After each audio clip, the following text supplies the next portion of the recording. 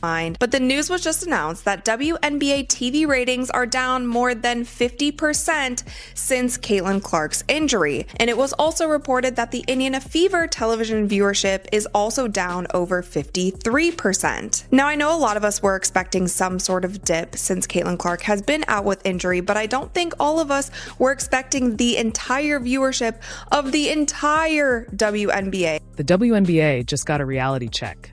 No Caitlin Clark, no viewers. It's like trying to watch Netflix with no Wi-Fi. Impossible and painful. Playoff ratings tanked faster than your iPhone dying at 1% in the middle of the night. Now the league's scrambling to keep people interested. Did fans just vanish? Or are they binge-watching pickleball highlights instead? Stick around, because this playoff disaster is juicier than a reality show reunion. Hey, is there any chance that the WNBA, that Kathy Engelbert saw some of the ratings that I'm about to show you now and said, hey, Indiana Fever, can you do us a favor? Can you do us a solid? Can you just tease a Caitlin Clark return, kind of boost these up a little bit? Can you just dangle a Caitlin Clark return in front of the fans' faces, try to boost these ratings up a little bit? There was one matchup that this league can consistently rely on to produce massive viewership numbers. This was supposed to be the year for the WNBA. The season where the league finally stepped into the spotlight, proved it could hang with the big leagues, and showed it had staying power. Instead, it feels like the whole thing tripped on its own shoelaces, face-planted in nacho cheese, and tried to pretend it was all part of the plan. A shocker. Imagine my surprise. Just imagine my surprise when Uncle Casey found out that the WNBA is struggling to maintain their ratings without Caitlin Clark. To make matters worse, and this is something I have definitely noticed in the last 3 or 4 weeks, especially since the All-Star game, the WNBA seems to be struggling to maintain interest. Let's be real. This season has been one long, chaotic mess. On the court, you've got injuries stacking up, refs blowing calls like they're wearing foggy glasses, and a commissioner who treats player safety like an optional suggestion. And if you tuned in for entertainment, that ended the second Caitlin Clark spent more time sidelined than actually playing, because defenders treat her like a crash test dummy every time she drives to the hoop. Caitlin Clark, the operative word that comes to my mind is gratitude. There's an incredible level of gratitude that should be accorded to this young lady with what she did for this sport. How was the attendance for Team USA in the Olympics? What would it have been like if Caitlin Clark was playing on that team? Remember the first game? Look at this right here.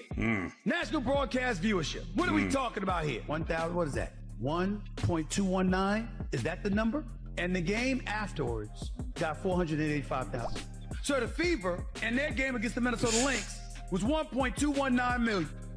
You know things are bad when the most exciting storyline is fans wondering if the league will collapse before the playoffs even end.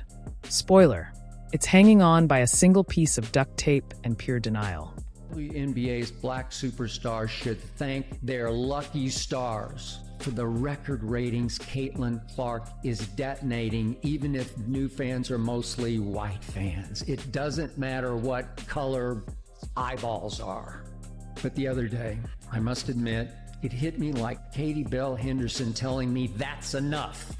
I told myself it's not racist for me to like Caitlin. And let's talk about the refs. This season's officiating looks like they recruited from the mall food court during lunch hour. One's chewing pizza while calling a flagrant. Another thinks they're reffing roller derby. The consistency? About as solid as a magic 8-ball. One night, shoving is fine. The next night, someone sneezes too hard and gets tossed. If refs had a stat line, it'd be 0 good calls and non-stop turnovers. The WNBA has a problem. And that problem is Caitlin Clark not playing in WNBA games. Now, what all does this affect? The ratings are plummeting. Guys, there's ratings for a couple of these games that are eye-popping. Now the injuries, yikes. The WNBA this year looks more like an orthopedic surgeon's dream holiday season. Caitlin Clark has spent more time healing than hooping, mostly because defenders treat her like she owes them money. Every drive to the basket is basically, how hard can we hit Caitlin before the ref notices? And she's not the only one. Angel Reese even walked away mid-season, which in most leagues is shocking. But in the W feels more like a review of the chaos. If refs are clowning, the commissioner's asleep at the wheel, and stars keep dropping like flies, why wouldn't someone decide Instagram is safer than risking another night of body checks? It's not a trend that the WNBA is excited about. That's a trend that Kathy Engelbert would say, hey, Fever, hey, Lynn Gunn, hey, Kelly, hey, Amber, can you guys start dangling that Caitlin Clark return like you used to do? You know, before Caitlin Clark gave a statement and you guys were hands off. Can you guys, just string them along a little bit more? We want to get these ratings back up. We want to get these numbers. And here's the thing. None of this happens in isolation. The WNBA has begged for years to be taken seriously, but the league isn't helping itself. The commissioner acts allergic to protecting players, as if basic enforcement is too much to ask. When Caitlin was healthy, people tuned in. ESPN gave her highlights. Twitter pretended it knew basketball. But once she was hurt, ratings cratered. That's what happens when your whole marketing plan revolves around one player, and your refereeing plan is, let her get punched in the face. This isn't bad luck, it's bad leadership. Instead of fixing things, they just ignored them, and fans bailed. Indiana, against the Chicago Sky, right after that game, they opened an investigation once again into the fans, where they found nothing, but the damage had already been done at that point. If some of these things happen just one time here and there, or there's one certain media personality who's just always saying these kind of things, then whatever. I feel like fans as a whole can be like, okay, whatever, this person is just a hater. But this is something that has happened over and over and over again. And over time, it starts chipping away at how much you're going to actually care and want to support an organization if they continue to do things. Even the healthy players look like they're in some weird mix of rugby and pro wrestling. Half the time you wonder if you're watching a playoff game or WWE SummerSlam. Meanwhile, the commissioner keeps doing interviews about growth. Sure, and I grow 2 inches every time I wear heels. Calling this season growth is like calling a house fire mood lighting. These athletes are giving everything, but the system around them is broken. They don't deserve clueless refs, careless leadership, or marketing that only shows up when it's convenient. Yet here we are. The season limping to the finish, ratings in the gutter, stars on the bench, and fans wondering if the league can even survive another year like this. Caitlin Clark thing, man. I mean, it's embarrassing. It is embarrassing what you guys have done. And then people are catching on to your tactics. You got the people on Twitter catching on to your tactics. Like, look at this right here. Look at this right here. They say ESPN didn't want to show the ratings were down from WNBA All-Star Game because Caitlin Clark. Maybe next year the commissioner will actually care about player safety. Maybe refs will finally figure out what a foul is. Maybe stars like Caitlin Clark will finish a season without being tackled into early retirement. But right now, the WNBA is on the edge. Not because fans don't care, but because leadership doesn't. They promised packed arenas and endless ticket sales. Instead, empty seats echo louder than whistles. Ticket sales? They look more like clearance racks than hot demand. And yet, the league still tries to spin it like nothing's wrong. Fans in the comments aren't buying it. They're clowning the league with tumbleweed memes. Rhodes, well, how about this? Pay us what you owe us. That looks like a ham sandwich and some Lay's tater chips right now. It's getting bad. I feel bad for Caitlin Clark. She come out and said on Sue Bird's podcast that she's feeling the pressure of not playing in these games.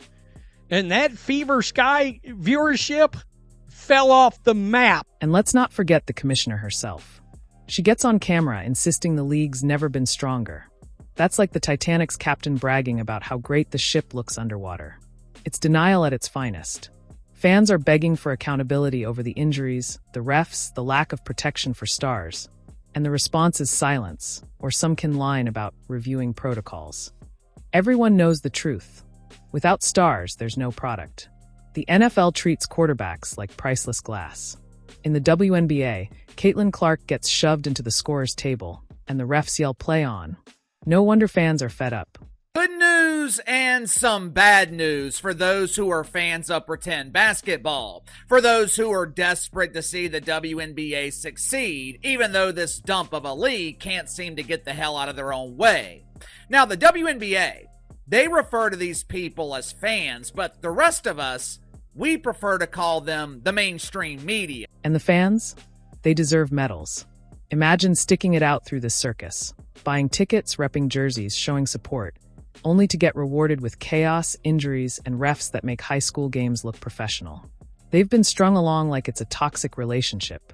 On social media, it's the same complaints. Protect Caitlin. Where's the leadership? Why is this ref still employed? Fans aren't dumb. They see the disaster. Ratings are tanking, stars are gone, ticket sales are embarrassing. The league's dangling by a thread, and leadership is acting like nothing's wrong.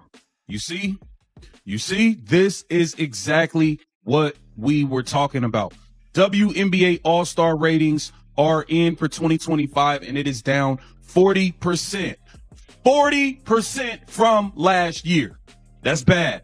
That is really bad. We already watched the ticket prices drop by more than 50% because Caitlin Clark was not playing. This is bad news for the WNBA. Let's just say it.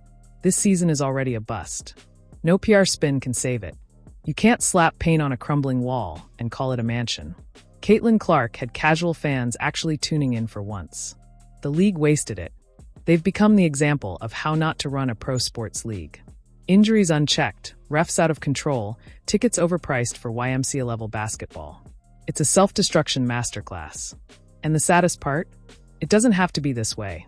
With real leadership and actual protection for players, the WNBA could thrive. Instead, we're watching it collapse in slow motion.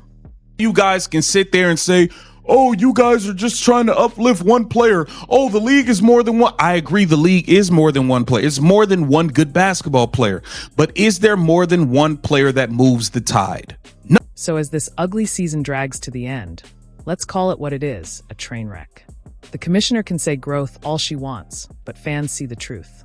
Unless the league overhauls everything, unless stars are actually protected, this mess is just going to repeat. Because here's the bottom line. No hype, no star power. No PR means anything if you can't keep your players safe.